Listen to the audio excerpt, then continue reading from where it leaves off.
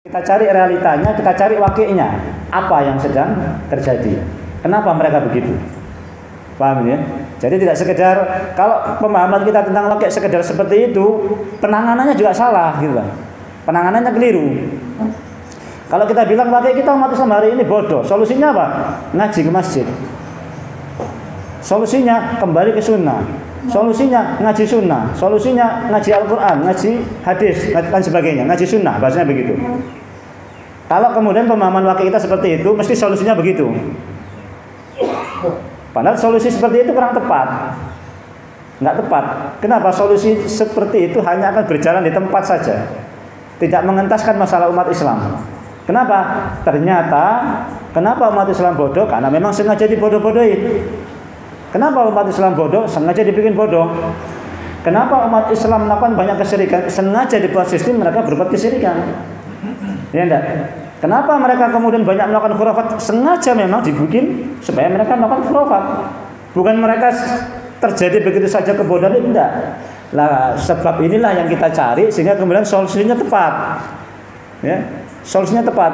Kalau solusi yang pertama, solusinya itu hanya akan berjalan di tempat saja. Kita kajian sementara musuh terus melakukan upaya pembodohan terhadap umat Islam. Kita ngaji terus bolak-balik. Umat Islam bodoh tentang masalah sholat. Kita kaji tentang sholat. Selesai sholat, bab dari takbiratul ihram sampai salam kita pelajari. Selesai hatam, balik lagi ngaji lagi. Bab wudu. Terus begitu. Sementara orang-orang kafir terus berupaya merusak terus. Berusaha merusak terus. Sementara kita talimnya di masjid. Nggak ketemu. Ya. Nggak ketemu akhirnya. Ya, ibarat pepatah ini apa namanya? Min sana in compore sano, apa? Min sana in compore sano, ya kan? Kita ke sono, dia ke sono, ya kan? Nggak ketemu jadinya. Dia ke sini, kita ke sana, ya. Dia caranya nyerang kita begini, kita apa namanya? Bertahannya dengan cara yang salah. Nyerangnya dengan cara yang salah. Nggak ketemu akhirnya. Nah, kita nggak pengen seperti itu, ya. Makanya kemudian fikul wakil di sini menerangkan bahwasanya kita coba mengkaji kekuatan apa yang menguasai negeri ini. Ada nggak kekuatan lain yang menguasai negeri ini? Kalau kemudian kita cari wakilnya, ada kan? Ada. Ya. Kalau kita mau cari, mungkin kita mau lihat apa namanya media hari ini, mungkin yang menguasai Cina, Amerika, kan begitu ya? Cina atau Amerika, ya, yang sedang memperebutkan kekuasaan di negeri kita ini. Itu wakilnya. Caranya bagaimana? Itu juga harus kita pelajari wakilnya, ya kan? Dan lain sebagainya. Kemudian banyaknya pemikiran-pemikiran yang nyeleneh, banyaknya pemikiran-pemikiran yang merusak akidah umat Islam, merusak pemikiran umat Islam. Kira-kira itu ada yang melempar nggak? Nah, jelas ada yang melempar kalau kita mau cari wakilnya. Nggak pemikiran itu nggak berjalan begitu saja.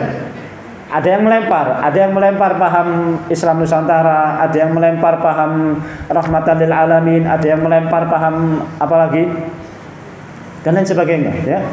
Persamaan gender dan sebagainya, hak asasi manusia dan sebagainya. Itu sengaja dilempar, ya, sengaja dilempar. Nah, mereka melempar, kita tetap di sini, ya kan?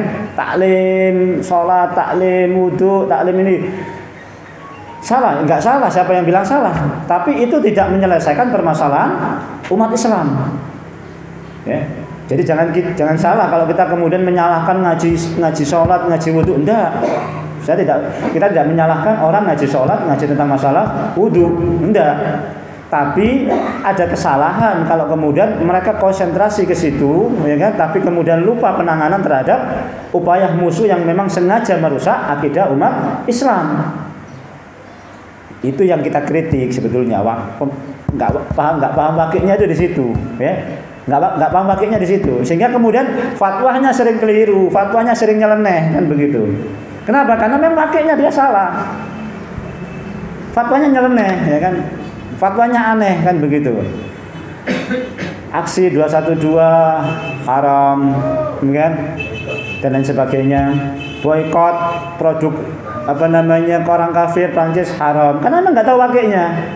Standarnya apa namanya, standarnya standar Quran saja, standarnya standar hadis saja, ya kan? Tidak memahami wakilnya. Wakilnya umat Islam hari ini bukan wakil damai, bukan wakil saling berkasih sayang. Wakilnya umat Islam hari ini wakil perang. Betul nggak? Wakilnya perang. Apapun kondisinya umat Islam pada hari ini, antum ngaji ke antum aktivitas seperti apa, kondisi umat Islam sekarang hari ini sebetulnya kondisi perang gitu loh. Cuman memang ada perang konvensional, ada yang perang non konvensional, ada yang perang dengan senjata langsung, ada yang perang dengan tidak senjata langsung. Namun hakikatnya kondisi umat Islam dengan orang kafir hari ini kondisi perang,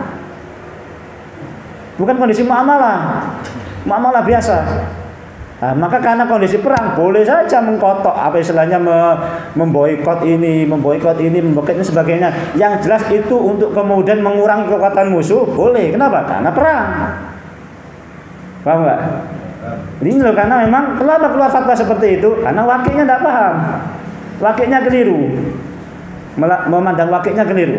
Nah, makanya kemudian mempelajari wakil ini ternyata sangat penting ya. Makanya kemudian dari situ saya terdorong kemudian untuk mencoba mencari referensi bagaimana kemudian kita mempelajari tentang fikul wakil ini ya. Alhamdulillah kita sudah dapatkan dan juga mudah-mudahan diberikan kemudahan kita bisa mempelajarinya sampai habis. Jadi kalau memang saran saya kalau mau antum print saja ya, enggak apa-apa untuk bahan bacaan di rumah. Ya agak berat tidak apa-apalah ya, yang ya memang harus begitulah, masa ringan-ringan terus ya kan, agak berat sedikit, agak susah sedikit memahaminya macam-macam ya, tapi memang harus begitu ya. Wallahu a'lam bishawab. Itu ya.